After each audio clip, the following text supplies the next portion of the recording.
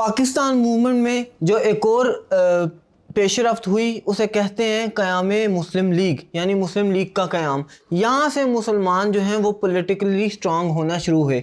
पाकिस्तान मुस्लिम league का क़याम कब किया गया? ये क़याम किया गया था 1906 में। आइए जानते हैं कि ये क्यों किया गया था क़याम, इसका बैकग्राउंड क्या था। एक तो ये कि the partition of Bengal in 1905 and the reaction of Hindus. जो पार्टीशन हुई थी 1905 में बंगाल की, उसके बाद जो हिंदूज़ ने रिएक्शन दिया था, तो ये नागज़ीर हो गया था कि मुसलमान भी पॉलिटिकली स्ट्रांग हो जाएं, लिहाजा मुस्लिम लीग बनाई गई थी। दूसरा ये कि ब्रिटिश एटीट्यूड, जो ब्रिटिश का एटीट्यूड था मुसलमानों के ख़िलाफ़, वो बहुत ही ज़्यादा सख्त था। अंग्रेज़ और ब्रिटिश दोनों मिलकर मुसलमानों को दबा रहे थे, लिहाजा इन्होंने कहा कि हम पॉलिटिकल फ्रंट पे कहीं ना कहीं आगे आएंगे और अपने राइट्स को सामने रखेंगे। तीसरा पॉइंट ये था कि sense of deprivation of the Muslim. चूँकि मैंने आपको बताया कि मुसलमानों को अंग्रेज़ और हिंदू दोनों मिलकर दबा रहे थे, तो मुसलमानों को सेंस ऑफ डेप्रीविएशन होता था कि हम लोग पीछे रह गए हैं। तो इस सिलसिले में पॉलिटिकली मुसलमानों को आगे लाने के लिए ये मुस्लिम लीग बनाई गई।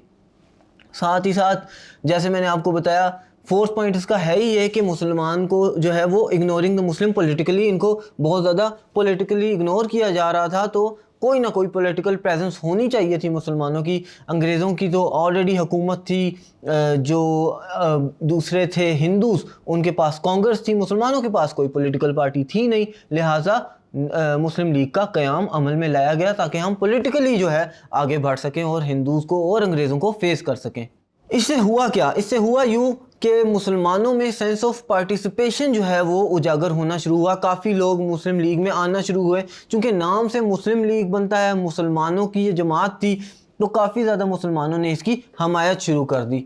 इसके ऑब्जेक्टिव्स को जानते हैं कि मुस्लिम लीग बनाने के क्या ऑब्जेक्टिव्स थे।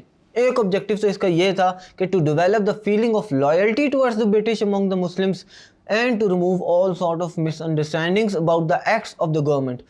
जो मिसअंडरस्टैंडिंग्स हो रही थी ब्रिटिश के दरमियान और मुसलमानों के दरमियान, उसको रिमूव कर दिया जाए और पीसफुली रहने का कोई आगाज़ किया जा सके। सेकेंडली इसका क्या ऑब्जेक्टिव था? To safeguard the political rights of Muslim and to convey their demands to the government. कोई ना कोई प्लेटफॉर्म होना चाहिए था जिसके थ्रू पॉलिटिकल डिमांड्स को आप बता सके मुसलमानों की कि ये पॉलिटिकल डिमांड्स हैं। ये प्लेटफॉर्म बनाया गया था मुस्लिम लीग, ताकि अंग्रेज़ों को बताया जा सके या जो भी गवर्नमेंट है उसको बताया जा सके कि मुसलमानों की ये डिमांड्स हैं। तीसरा पॉइंट इसका क्या था? To develop friendly relations with all nation of the subcontinent without harming the above mention objective of Muslim League. शुरू से ही मुस्लिम लीग का ये क़याम जो था, इसका ये ऑब्जेक्टिव था कि पीसफुल रहेंगे तमाम नेशंस के साथ, या जितनी भी कौमें बड़े सगीर के अंदर बसती हैं उनके साथ हम पीसफुल रहने की कोशिश करेंगे, और साथ ही साथ जो अपने ऊपर के दो ऑब्जेक्टिव हैं इनको भी हार्म नहीं होगा। तो ये थे मुस्लिम लीग का क़याम। आगे चलकर हम डिस्कस करेंगे कि मिंटो मॉडल रिफॉर्म्स जो 1909 में आए थे उनका क्या प्रोसीजर था और उसकी तारीख़ में क्या इंपॉर्टेंस है। Thank you.